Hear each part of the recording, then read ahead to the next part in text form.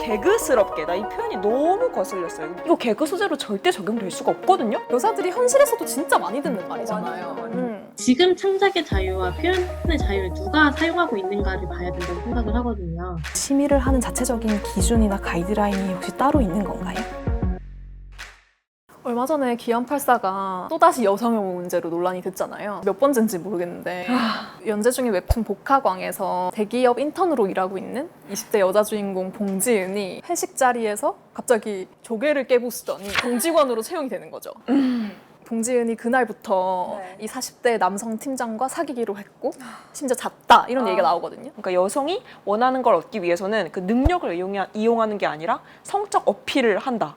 너무 지겨운데 꽃뱀 프레임, 김치녀 프레임 이런 걸 그대로 가져다 쓴 것 같아요. 웹툰 연재를 중지해라 이런 첨언까지 나오니까 결국 기안84 작가가 사과문을 올리긴 했어요. 훑어봤는데 문제가 많더라고요. 한 글자 한 글자 한번 보도록 하죠. 작품에서의 부적절한 묘사로 요거를 일단 좀 지우고 싶어요. 그러니까 여성 혐오, 직접적 표현을 사용했다? 이걸 구체적으로 명시를 해주셔야 할 것 같고요. 심려를 누구한테 끼쳤죠? 저는 기안84님은 걱정하지 않아요. 여성 혐오 표현을 사용해서 우리한테 불편함을 준 거에 대한 사과를 해야 되는 사과하셔야죠. 거죠. 일자리를 구하기 힘든 여성이 비염으로 승부를 본다는 설정 자체가 문제인 거죠. 이런 사회를 개그스럽게 풍자할 수 있는 장면을 고민하다가 개그스럽게, 나 이 표현이 너무 거슬렸어요. 채용에서 얼마나 많은 여성들이 차별과 불이익을 경험하고 있는데 이거 개그 소재로 절대 적용될 수가 없거든요. 그 다음에 오는 표현도 그래요. 풍자! 있는 편견 자체를 그대로 만들어낸 것이기 때문에 이건 풍자라고 볼 수도 없을 것 같습니다. 전 수다리가 너무 불쌍하더라고요, 이런 장면에. 특히 수달이 조개를 깨서 먹을 것을 얻는 모습을 식당 의자를 제끼고 봉진이 물에 떠있는 수달로 겹쳐지게 표현해보고자 했는데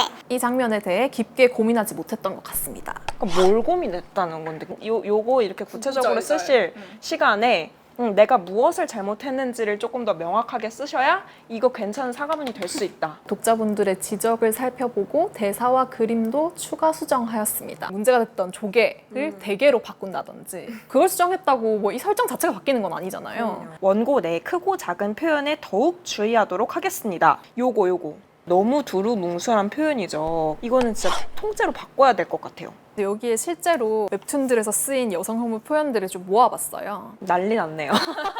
5가지 부류 중에 어디에 해당하는지를 한번 볼 건데요. 제 눈에 딱 들어온 게 있어요. 내 나이 30살, 88년생. 아무리 좋은 걸 발라도 나이를 숨길 수가 없었다. 이거 복화광에다. 아, 그분 작품이구나. 30살인데 뭘 나이를 숨길 수가 없어. 여자는 꼭 어려야 한다, 젊어야 한다. 이런 고정관념을 강화하는 표현 같아요. 이걸 보겠습니다. 아껴뒀다 꺼내 먹겠다는 소리 같은데 여기서 꺼내 먹겠다는 대상 자체가 여성인 거죠. 여성을 성적 도구로 취급하는 거에 붙일 수 있을 것 같아요. 또 비슷한 표현이 있네요. 누나는 늙어서 맛이 없다. 똑같죠. 여혐의 시작이었다. 그러니까 자기 여자친구가 바람을 펴서 그때부터 여자를 뭐 때리기 시작했고 그게 여혐의 시작이었다. 그 여성한테 원인이 있는 것처럼 여자에 대한 어떤 폭력을 정당화하는 표현인 거죠. 룸빵녀 다 됐구만. 요거랑 혹시 저것이 말로만 듣던 룸나무인가? 두 표현 세계관이 비슷하다고 생각했는데 알고 보니까 같은 작가 작품이더라고요. 그분. 처음 들었어요. 그러니까 룸살롱 꿈나무라는 거죠. 대학 축제에서 호객행위를 하는 봉지은을 보고 룸나무라고 한 거거든요. 여성을 어떻게 생각하는지가 여기 바로 나와 있는, 생긴 건 순진하게 생겨서 뭔 경험이 그리 많아. 웹툰일 뿐이지 현실과 다르지 않냐 이런 얘기를 하는데 여자들이 현실에서도 진짜 많이 듣는 말이잖아요. 너무 지긋지긋한 말인 것 같아. 마음만 먹으면 언제든 꺼낼 수 있다. 키핑해둔 와인처럼.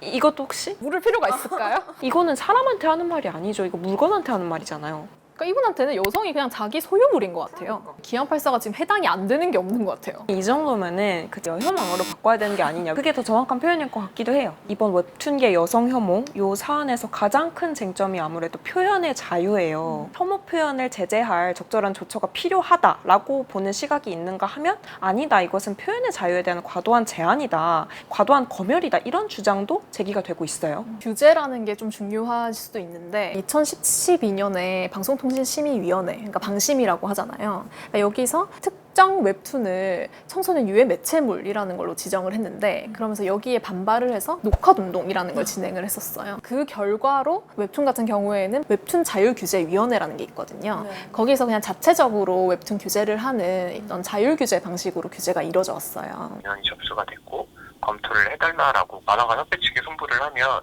만화가협회에서 공문의 내용을 토대로 자율규제위원회에서 그 회의를 하는 걸로 알고 있거든요. 등급 조정이나 아니면 뭐 해당 내용들을 수정을 한다거나 이런 내용을 하고 해당 그 결정이 되고 나면 다시 공문 접수가 되고 그 공문을 토대로 민원 답변이 나가고요. 그 위원회가 열릴 때 그 심의를 하는 자체적인 기준이나 가이드라인이 혹시 따로 있는 건가요? 웹툰이 원래는 전체 연령가랑 성인으로만 나눠져 있었거든요.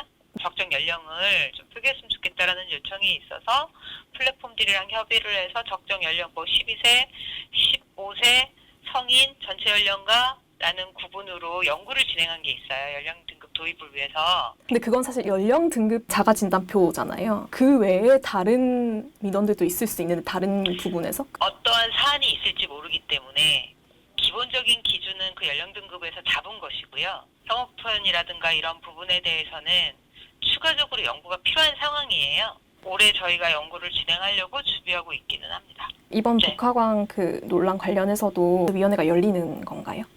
지난주에 열렸습니다.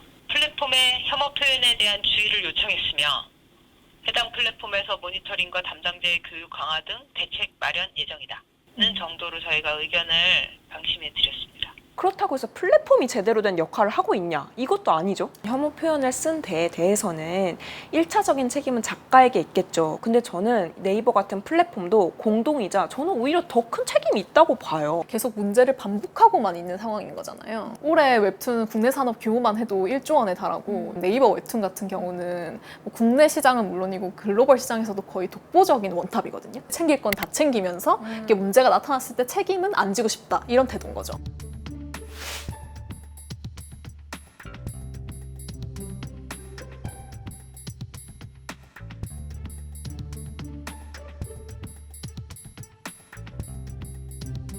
기안 84에 대해서 연재 중단 요구가 굉장히 많이 빗발치고 있잖아요. 근데 그거는 계속해서 논란을 일으키고 있는 데에 대한 독자들의 피로도가 분출된 것이다라고 느껴지기도 하고요. 그리고 또 한편으로는 이 작품을 그대로 이렇게 계속 연재시키는 네이버 웹툰에 대한 어떤 항의 표시가 아닌가. 지금 창작의 자유와 표현의 자유를 누가 사용하고 있는가를 봐야 된다고 생각을 하거든요. 네이버 웹툰이 자기 작가의 창작의 자유를 되게 존중한다고 얘기를 했단 말이에요. 전 사실 이게 가장 큰 문제라고 생각을 해요. 논란이 일어났을 때 작가들은 그냥 앞에 나가서 너네가 사과를 해 라고 내버려 둔 채로 웹툰은 피할 수 있는 면피책이 되는 것. 그게 지금 창작의 자유라는 이름 안에서 허용되고 있는 거거든요. 플랫폼이 오픈마켓으로 가는 것이 아니라 좀 더 적극적인 만화 편집자의 역할을 해야 한다라고 보고 있는 입장인데요. PD들이 자기도 이미 작품을 많이 담당하고 있는 상황에서 그 작품을 하나하나 굉장히 꼼꼼하게 같이 논의하고 그 혐오 표현이 있는지 없는지 검수하고 이러기는 좀 어려울 거라고 예상은 되거든요. 그런 맥락에서 같이 PD 인력도 확충을 하고 PD 인력에 대한 교육도 필요하고 만화가에 대한 인권 기본 교육도 필요하다.